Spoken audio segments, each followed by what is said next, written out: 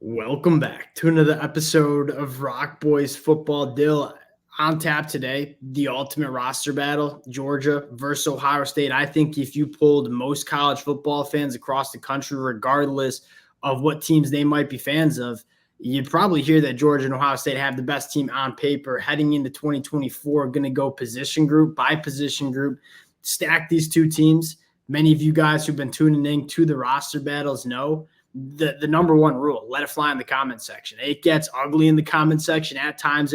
That's the beauty of college football. Whether you agree with the boys, whether you disagree with the boys, whether you're calling us names, whether you're mixing it up with the opposing fan base, that's the beauty of these roster battles. Would love to hear from you guys. And if y'all do enjoy the content, consider subscribing to the channel. Dill, you get into this, you say, you make no mistake about it, these are, at least in my mind, the two most talented teams that we see in the country. Let's start at the quarterback position, where you have Carson Beck. I think most people would agree is probably the best quarterback on this football field. But then you look at Ohio State and say, I don't know if I've seen a deeper quarterback room in my life for Ohio State heading into the 2024 year. I'll ask you first, what quarterback room you taking in 2024?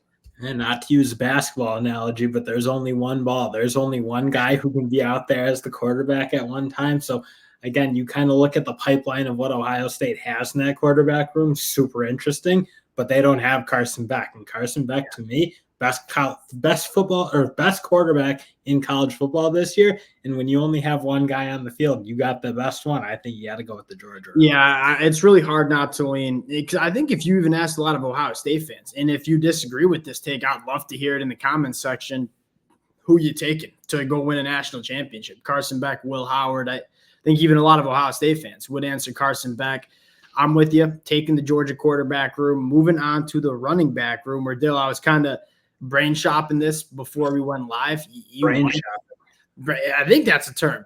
You might be looking at, regardless, this is what was going on in my brain, you might be looking at the three top running backs in the country heading into 2024. Trevor Etienne for Georgia, Travion Henderson, Quinshon Judkins for Ohio State. I'll ask you, I think this one's pretty straightforward. Running back room, who are you taking?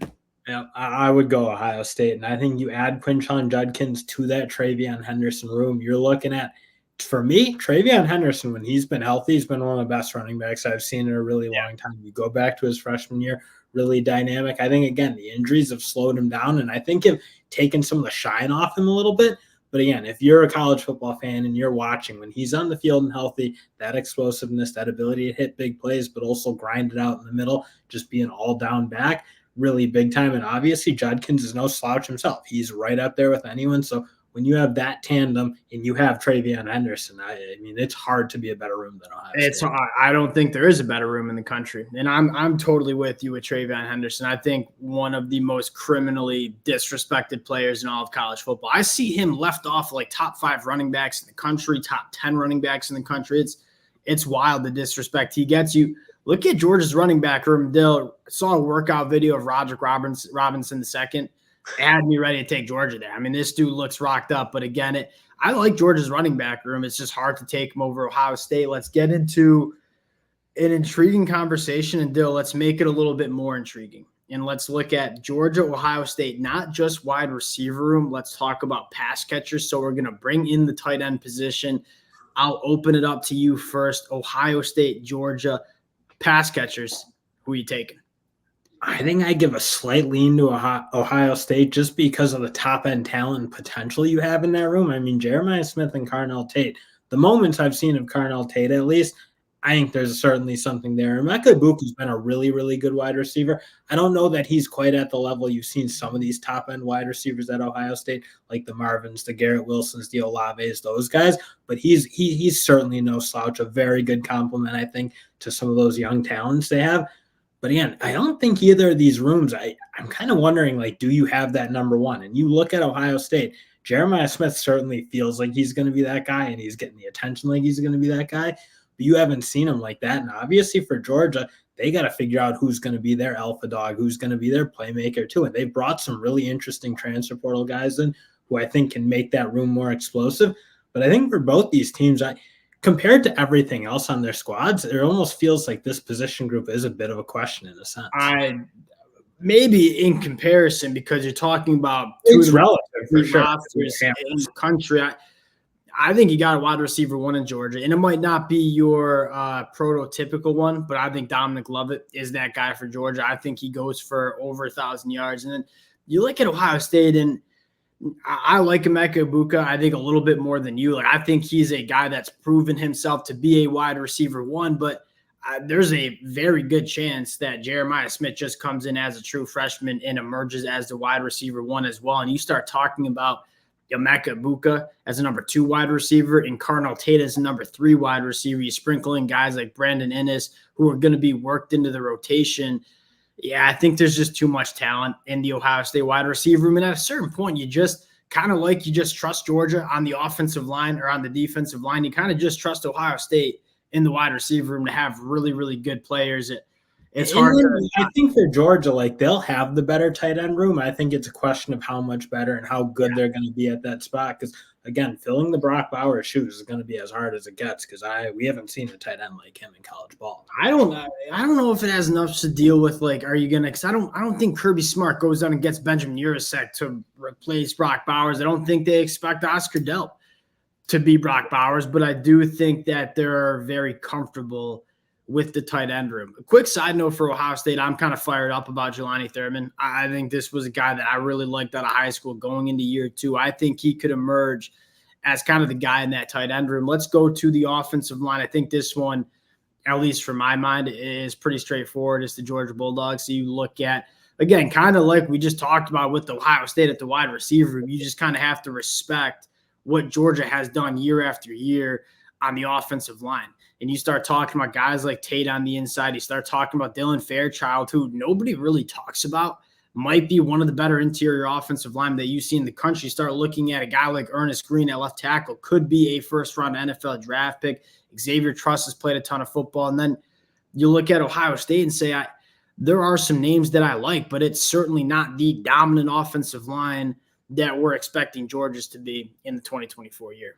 I just think when you have such a question about what the right side's going to be and if they're going to be up to snuff, if you will, I don't see how you can take them over a Georgia team that you just kind of look. This is it was a good offensive line last year. They're returning a fair amount of it.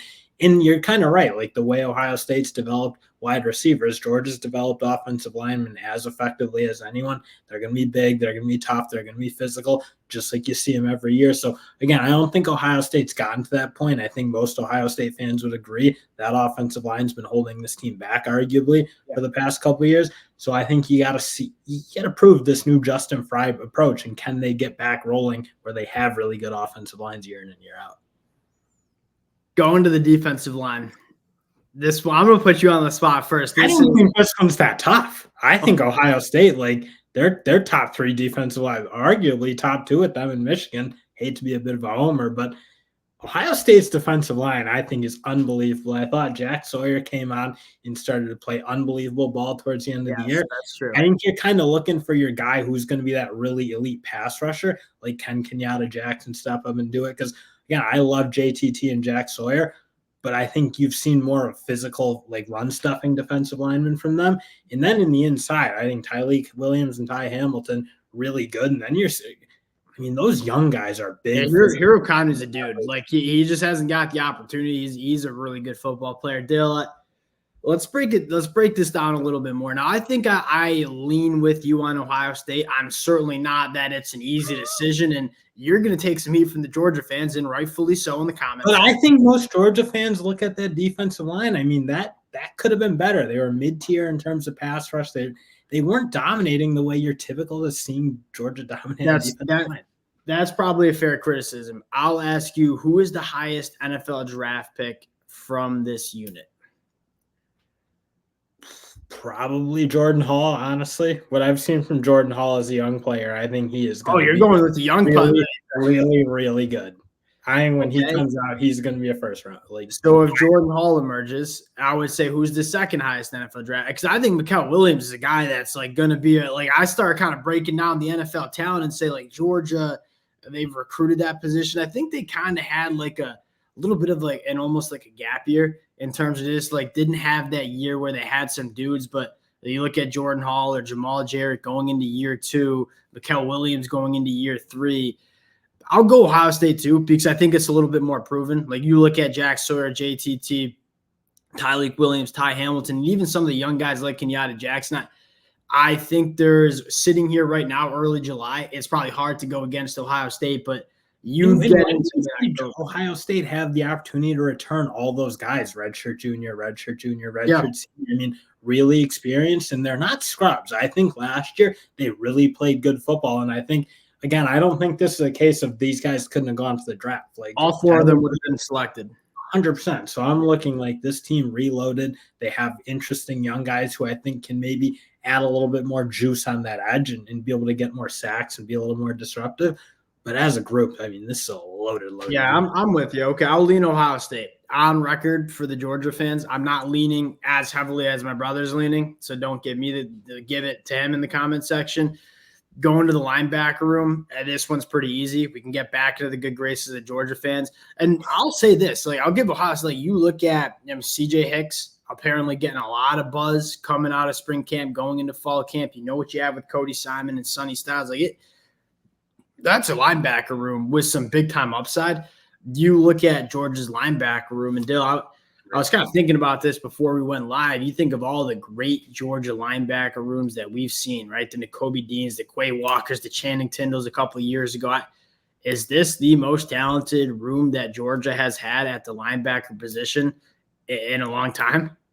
Yeah, I mean, it's right there. And those two true sophomores now, true freshmen last year, but CJ Allen, Raylan Wilson, super interesting. Smell Munden's just, again, I feel like he's getting overlooked in a sense. Just like people talk about him like he's an elite. I mean, he's right up there with those Georgia guys, the way he plays, getting downhill, playing really physical. And I mean, it's a loaded group. It's young. It's got a ton of true freshmen coming in who are super interesting. So really, really good position group. In Ohio State, I think most people would argue that was that disappointing part of their defense last year at the end of the day. And they weren't bad by any means, but when you compare them to what they have in the defensive line and secondary, you need this unit to play a lot better football, I think, if Ohio State's going to kind of hit their ceiling and be as good on defense as their talent suggests they should. Yeah, and that what I think should excite Ohio State fans is the ceiling for that linebacker room is significantly higher than it was last year, significantly higher. Styles and Hicks, if those two like are on the field doing their thing, like they're just athletically so much than almost 100%. Going to the secondary, I'll start. I'll give my answer, right? I go Malachi Starks is the best player on the football field.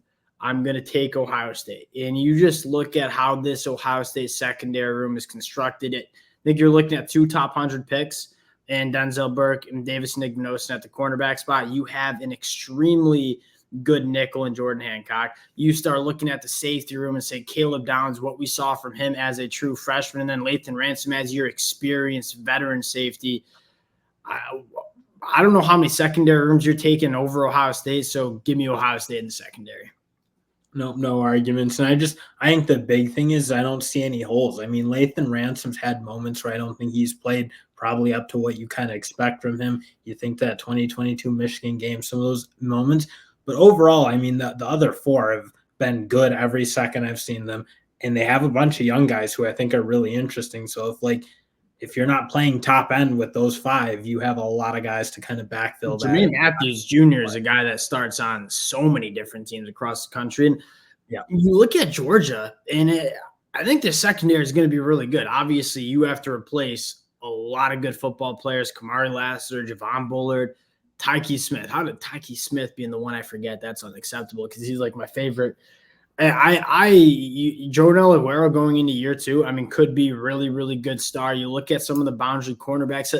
This secondary is going to be really good, but if you're just kind of picking kind of the similar conversation we had for some other rooms, if you're just picking in July, you kind of you still need to prove it for Georgia, obviously. Ohio State, I mean, they're returning pretty much the whole thing and adding Caleb Downs, so you don't really have any questions. Georgia, again, I don't really doubt that they're going to be really good because, again, you talk about a team that's been developing at a really high level. And that secondary especially, I think, has come on as of late and played really, really good ball for them. So that secondary was elite last year. Great. And it was great, and I think it's been getting a lot better. And I just look at Ohio State, though. I'm kind of like, where are the holes? How can you like almost pick anyone? Like, they were so good last year. They're returning the whole thing. In Georgia, again, they do have some young guys who you're going to have to maybe see it to believe it. Not that you doubt it, but like you still want to see it on the field. That'll do it for the boys. Again, appreciate you guys rocking with it. Let us know in the comment section how you're feeling. I know there's going to be a lot of they'll just said it was a boat race with Ohio State Georgia defensive line. So let him have it in the comment section. We appreciate you guys rocking with it. If y'all do enjoy the content, consider subscribing to the channel. We'll talk to you all later.